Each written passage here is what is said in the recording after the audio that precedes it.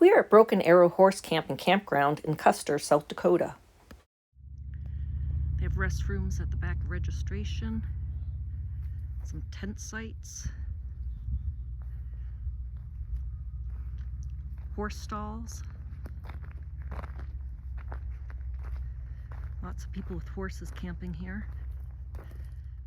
In front of the registration, black hills in the background.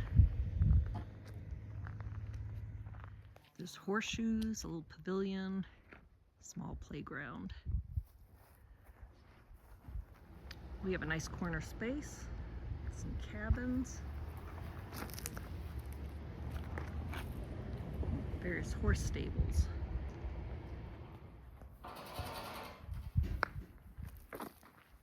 Morning.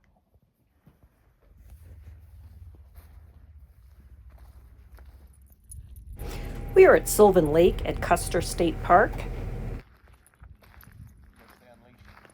There is a nice mile trail all around the lake, but we're going to take the Sunday Gulch Trail off the back of the lake. The trail passes between these two rocks.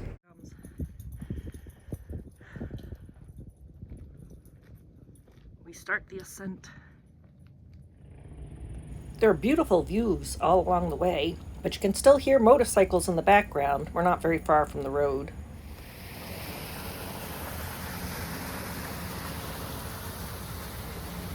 In the gulch, I think.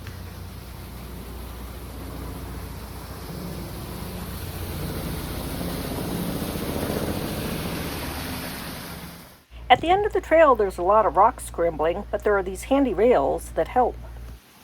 It was a 4-mile hike, and we were a little worried about Ivy, but she seemed to do pretty well getting up. It's about 4:30, and we're taking a drive on the Wilderness Loop, hoping to see some wildlife. We are about halfway around the loop and have not seen any so far. Towards the end of the loop, we came upon a herd of wild burros. Burros are not native to Custer State Park, but were released into the park in the 1920s. They were originally used to carry visitors to the top of Black Elk Peak. When that service was discontinued, they were released into the park.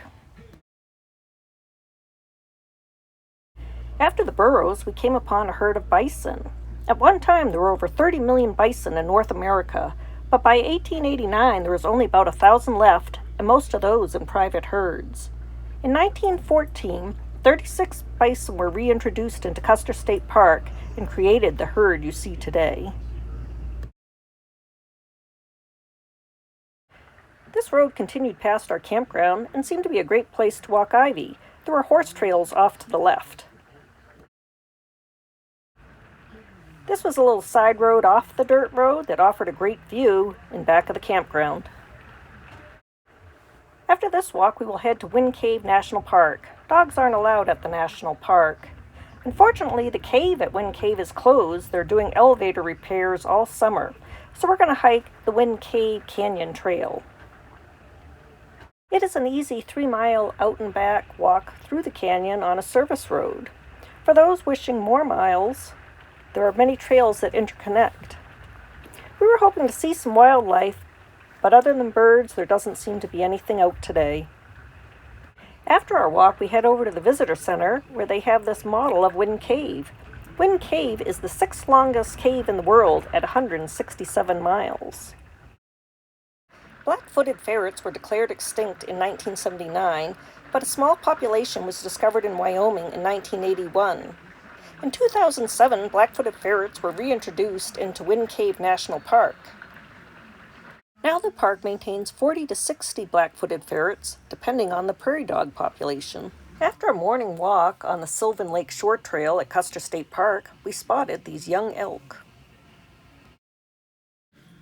We will be leaving the Black Hills and heading for Wyoming. Well, that's it for this post. See you next time.